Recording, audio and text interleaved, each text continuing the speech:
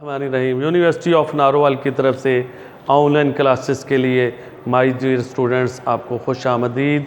अस्सलामुअलैकुम। आज हमारे लेक्चर बरसगीर पाक व हिंद में बरतानवी निज़ाम तलीम का जो हम कुछ दिनों के हम जायज़ा ले रहे हैं कि बरसगीर पाक व हिंद में जो 150 साल बरतानिया ने जो हुकूमत की, उन्होंने तालीमी पॉलिसी दी और तालीमी पॉलिसी के लॉन्ग इफ़ेक्ट्स छोड़े। उस पॉलिसियों के हवाले से हमने बात किया। 2 पॉलिसियों के हवाले से हम जायज़ा ले चुके हैं, उसमें थोड़ा सा हम फीडबैक भी ले लेते हैं कि आपने उसके हवाले से क्या उसमें आपने तैयारी की है। तो सबसे पहले भाई, हाँ जी भाई मुबशर भाई बताओ भाई, पहली तालीमी पॉलिसी थी ये 1813 में, ये किसने पेश की? शाबाश, याद रखा करो, अगर भूल जाए तो बादाम खाया करो। शाबाश, अच्छा शाबाश, बता दो। चार्ल्स ग्रांट भाई, माशाल्लाह भाई मुबशर भाई, आपकी याददाश्त बहुत अच्छी है, आपने सही जवाब दिया है इसके। अच्छा जी, दूसरे वाले से हम दूसरी मैकाले रिपोर्ट का हमने 1835 में ये मैकाले रिपोर्ट पेश हुई, इसके हवाले से हम क्वेश्चंस करते हैं। हमजा भट्ट बताओ भाई, ये मैकाले रिपोर्ट किसने पेश की? शाबाश, सोचकर जवाब दो। लॉर्ड मैकाले ने। भाई आपका माशाल्लाह जवाब सही है, इसका मतलब है कि आप सारे गौर करते हो और लेक्चर्स को आप ध्यान से सुना करो माशाल्लाह और उसका जवाब दिया करो। अच्छा, एक तीसरा जो क्वेश्चन जो है उसके हवाले से नुमान राशिद आपसे पूछना है भाई, ठीक है भाई। नुमान राशिद भाई, इसको हवाले से आपसे पूछते हैं कि मैकाले रिपोर्ट के ख़ास फीचर्स हैं, जो खिद्दो खाल हैं, जो मैकाले का जो नज़रिया था, उस नज़रिए का क्या था मेन, उसका थोड़ा सा हमें निचोड़, उसका ख़ुलासा बता दो। शाबाश, इस पर गौर करो, इस पर सोचो विचार करो कि फ़ीचर्स के हवाले क्या मेन फ़ीचर्स हैं भाई। जी जी, हाँ जी। अच्छा, आपका बताया आपने कि मैकाले का जो नज़रिया था उसमें कि मैकाले जो था वो मगरबी अलूम की बालादस्ती का नज़रिया था और यहाँ के अलूम को वो कमतरी का उसका नज़रिया था। ये भाई वेरी गुड, आपने इसके हवाले से देखा है। आज माय डियर स्टूडेंट्स, हमारा जो तीसरा जो हमारा जो आज लेक्चर है वो वुड डिस्पैच के हवाले से है। वुड डिस्पैच ये जो है ये तीसरी बरतानवी हुकूमत की तालीमी पॉलिसी है जो कि 1854 में ये पॉलिसी जो है ना वो आई। इस पॉलिसी के हवाले से बात करते हैं। इस वुड डिस्पैच को वुड का तालीमी मरासला भी कहते हैं। वुड के हवाले से ये चार्ल्स वुड ने पेश किया इसको। ये बरतानवी पार्लियामेंट के जो मेंबर थे, माहिरीन तालीम थे, एक नुमाइंदा थे उस गवर्नमेंट के, और डिस्पैच करना के मरासला की सूरत में रवाना करना, दस्तावेज़ात को, डॉक्यूमेंट को रवाना करना, इसको मरासला कहते हैं। तो ये बरतानवी हिस्ट्री में और बरसगीर पाक व हिंद की हिस्ट्री में ये वुड का तालीमी मरासला एक मशहूर व मारूफ एक याददाश्त है जो तालीम के लिए सिफारिशात पेश की गई। और इसके बारे में हम बात करते हैं। इस को जो है ना, इसमें सबसे पहले जो शुरुआत हुई इसकी कि ये मरासला कैसे वजूद में आया, तो सबसे पहले हिंदुस्तान में सरकारी तालीमी पॉलिसी जो कि ईस्ट इंडिया कंपनी की उस वक्त पॉलिसी चल रही थी, हुकूमत बरतानवी पार्लियामेंट की तरफ से क्या हुआ कि एक कमेटी बनाई गई हिंदुस्तान के निज़ाम तालीम का जो कि बरतानवी हुकूमत पार्लियामेंट के ज़रिए असर था, ईस्ट इंडिया कंपनी इसको चला रही थी। उस निज़ाम तालीम का जायज़ा लेने के लिए बरतानवी पार्लियामेंट की तरफ से एक कमेटी कायम हुई। उस कमेटी ने क्या करना था कि वो कमेटी बरतानवी पार्लियामेंट ने भेजी, किधर भेजी? हिंदुस्तान में भेजी, हिंदुस्तान में। उस कमेटी ने यहाँ आकर हिंदुस्तान में तालीमी हालात, तालीमी सहूलतें, तालीमी पॉलिसीज़, तालीमी जो डिफ़िकल्टीज़ हैं, जो एम्स हैं, ऑब्जेक्टिव उनके मकासद से, उन सब का जायज़ा लिया। और इस कमेटी ने जायज़ा लेने के बाद जो थी सारी जो चीज़ें नोट की थी, सिफारिशात थी, वो इस हिंदुस्तानी बोर्ड ऑफ कंट्रोल के जो सदर थे, जिसको हम कहते हैं चार्ल्स वुड, ये उस कमेटी ने ये अपनी सिफारिशात उनके हवाले की। अब चार्ल्स वुड जो थे ये कि बरतानवी पार्लियामेंट की तरफ से नुमाइंदा थे, तो इन्होंने क्या किया, इन्होंने वो जो सिफारिशात थी वो कंपनी को, ईस्ट इंडिया कंपनी को अरसाल की और इन्होंने भेजी और उसको कहते हैं हम वुड डिस्पैच के नाम से वो वजूद में आई।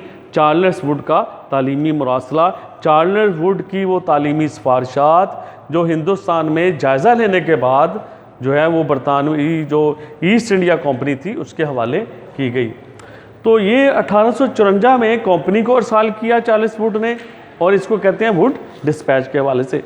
आइए हम थोड़ा सा इसका जायज़ा लेते हैं कि वुड तालीमी मरासला में क्यों भाई, माशाल्लाह भाई बेटे हसीब ठीक हो भाई, आप हमें बताओ भाई आपको समझ आ रही है कि वुड का तालीमी मरासला क्या है? अच्छा और से देखो भाई, समझो आप, ठीक है ना जी, ध्यान से भाई ज़रा, ठीक है।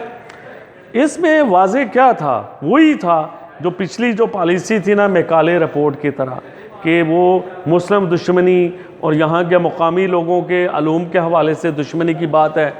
इस पॉलिसी में ये किया गया कि संस्कृत और अरबी की वाज़ेह मुखालफत की गई। अब संस्कृत है वो हिंदुओं की मजहबी ज़ुबान है, अरबी जो है मुसलमानों की मजहबी ज़ुबान है। तो इन्होंने दोनों ज़ुबानों की वाज़ेह मुखालफत की कि मकसद क्या था कि हिंदुओं और मुसलमानों को उनको उनके मजहबी जो निज़ाम है उससे डाउन करना था, ताकि ये जो है ना ये बात थी। और मेन इसमें डिस्पैच जो था, वुड डिस्पैच, उसकी रूह थी, यानी उसकी मेन जो थी उसका था ना निचोड़, उसमें वो क्या था, वो मैकाले के नज़रिए के मुताबिक थी। लॉर्ड मैकाले के जो नज़रिया था उसका क्या था कि वो ये कि हिंदुस्तान में जितना भी मशरक़ी इल्म व अदब है, मैकाले ने कहा कि ये गलतियों का मुरक्का या मजमूआ है। ये जो जितना मशरक़ी इल्म व अदब है ये सारा ही गलतियाँ हैं। ये कोई इसमें से कोई काम की बात है ही नहीं है। ये मैं नहीं कह रहा, ये मैकाले कह रहे हैं जी, लॉर्ड मैकाले ने कहा था 1835 में अपनी दुश्मनी की वजह से।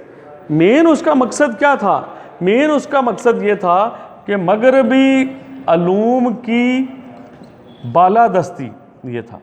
वो चाहता था कि जो मगरबी अलूम है, अंग्रेज़ी ज़ुबान है, उसको सुपेरिटी पे लेके जाया जाए और यहाँ के जो अलूम है उसको इन्फीरियरिटी के तौर पर लिया जाए, उनको कमतर किया जाए, ताकि यहाँ के लोग एहसास कमतरी का शिकार हो जाएं और अंग्रेज़ी को देखकर वो ये अंग्रेज़ हाकम जो है ना उसके अदब और एहतराम भी उनके दिलों में आ जाए, उनके सामने अपने आप को वो कमतर और पसमंदा अपने आप को समझें। तो ये इन्होंने ये कहा कि जो अपने वुड डिस्पैच में मैकाले रिपोर्ट की तरह कि जो मुकामी ज़ुबानें हैं यहाँ की, कि वो क्या कर सकती हैं कि वो आला अलूम क्या तर्जमे में नाअहल हैं। वो क्या है जी? वो नाअहल हैं जी। वो क्या है जी? वो नाअहल हैं। आला अलूम के तर्जमे में वो जो है ना वो नाअहल हैं, तो उसमें वो चल नहीं सकती और अंग्रेज़ी के मुकाबले में उनकी इतनी इस्तात नहीं है कि वो आला उसमें चलाई जा सकें। उनके ज़रिए कोई अंग्रेज़ी किताबों का तर्जमा नहीं किया जा सकता, उनकी गुंजाइश ही नहीं है। जैसे आजकल भी लोग जो हैं जज्बाती लोग कहते हैं देखें जी उर्दू में तो कुछ नहीं हो सकता जी, इसमें तो शायर जो है ना वो अपने महबूब की तारीफ़ ही कर सकता है और कुछ नहीं कर सकता। भाई ये बेवकूफ़ी वाली बात है कि दुनिया के जो माहिरीन कह रहे हैं कि किसी भी ज़ुबान के अंदर तालीम हासिल करे निस्फ तालीम के बराबर है। ये मैं नहीं कह रहा, ये 13वीं सदी में लामा इब्ने खल्दून कह रहे हैं और लामा इब्ने खल्दून की बात को 18वीं 19वीं सदी में मगरबी माहिरीन तालीम कह रहे हैं। लेकिन आज हमारे जो कुछ लोग हैं ना जी, वो इस चीज़ के बारे में वो सारी कौम को जो है ना अंग्रेज़ी पे लगाया हुआ है। भाई जो मदर लैंग्वेज है वो अंग्रेज़ी नहीं है तो बाकी क्या तरक्की करेंगे? हाँ जी, जनूबी कोरिया की मिसाल है, जापान की मिसाल है, चाइना की मिसाल है, फ्रांस की, यूरोपन की है, अपनी अपनी ज़बानों में उन्होंने तरक्की की है। तो वही असल क्या चीज़ है कि हम मैकाले की जो बरतानवी पॉलिसी थी हमारे, उन्होंने इस तरह के ज़ेन बना दिए हैं कि हम अपनी ज़बानों के मामले में एहसास कमतरी का शिकार हो गए हैं। यही वजह ये है। और अंग्रेज़ी को हम जो है ना वो दूसरे, अंग्रेज़ी सीखने में कोई हर्ज नहीं है। तो ये उन्होंने कहा कि जी हाँ मुकामी ज़ुबानें हैं ना वो प्राइमरी दर्जे तक चल सकती हैं। तो ये इसमें फिर उन्होंने इस दौर के अंदर क्या हुआ कि बराह रास्त हुकूमत बरतानिया की हिंदुस्तान पर हुक्मरानी हो गई। ईस्ट इंडिया कंपनी थी, उसकी हुक्मरानी ख़त्म हो गई। ये वही दौर था जो 1857 की जंगे आज़ादी के बाद। तो अब हुकूमत बरतानिया बराह रास्त हिंदुस्तान पर हुकूमत कर रही थी। अब वो क्या कर रही थी कि उसको अपने इत्तेहादी चाहिए थे, वो उन्होंने हिंदुओं को अपने साथ मिला लिया और मुसलमानों को वो हर मौका छोड़ते नहीं थे जिसमें मुसलमानों को दबाया ना जाए। तो इस सूरत हाल में मुसलमानों की सूरत हाल बहुत ज़्यादा परेशान कुन थी। वो हालात का शिकार थे, उनका निज़ाम तालीम ख़त्म कर दिया गया, उनकी मजहबी ज़ुबानों पे पाबंदी लगा दी गई। तो ये इसके हवाले से हम देखते हैं कि वुड डिस्पैच की जो सिफारिशात या ख़िद्दो-ख़ाल या ख़ुसूसियत का हम जायज़ा लेते हैं, ये इंशाअल्लाह अगले लेक्चर में इसके बारे में बात होगी। आज के लिए अल्लाह हाफ़िज़।